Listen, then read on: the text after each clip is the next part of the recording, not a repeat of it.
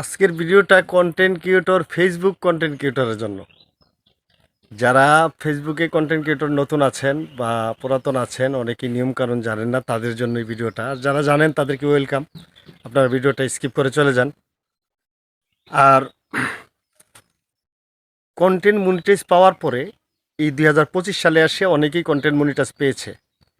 Content monetize পাওয়ার পরে অনেককেই দেখতেছি আপনারা শুধু ছবি ট্যাক্স ভিডিও করা বন্ধ করে একদম দিয়েছেন। ভিডিও এমনি ছাড়েনই না। ভিডিও বলতে রিল ভিডিও, তারপর আপনার লং ভিডিও, অনেক মানে ভিডিওই দেন না। দেখা গেছে 2-3 দিন পর পর একটা ভিডিও দিচ্ছেন, বেশিরভাগ ট্যাক্স আর ছবি আপলোড করছেন। তো একদিন কিন্তু আপনারা ভাই মানে ফসকে যাবেন। কারণ আমি কন্টেন্ট মনিটাইজের যে নিয়মটা আছে, এটা আপনি সপ্তাহের মধ্যে কয়েকটা ভিডিও আপলোড করতে হবে। প্রতি 7 দিনের মধ্যে আপনি কয়েকটা ভিডিও আপলোড করতে হবে, পারলে প্রত্যেক দিন 1-2টা ভিডিও আপলোড করতে হবে।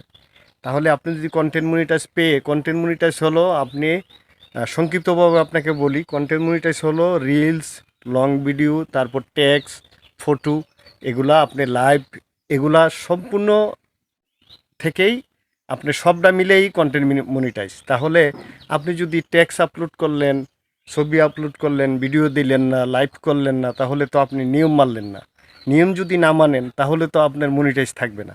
তো মনিটাইজ যদি চলে যায় তাহলে তো মানে আপনি কিভাবে ধরে রাখবেন? ফেসবুকে নিয়ম কি, আপনি ফেসবুকে আসা খুব সহজ, কিন্তু থাকতে পারাটা খুব কঠিন। ফেসবুকে এসে যদি আপনি সাকসেসই না হতে পারেন, আপনি যে আশাটা নিয়ে ভিডিও আপলোড করছেন বা ফেসবুকে এসেছেন, সে আশাটাই যদি আপনি পূর্ণ না হয় তাহলে তো আপনি ব্যর্থ। তো এর জন্য আপনাদেরকে বলবো, অনুরোধ করব, আপনারা নিয়ম মেনে কাজ করুন।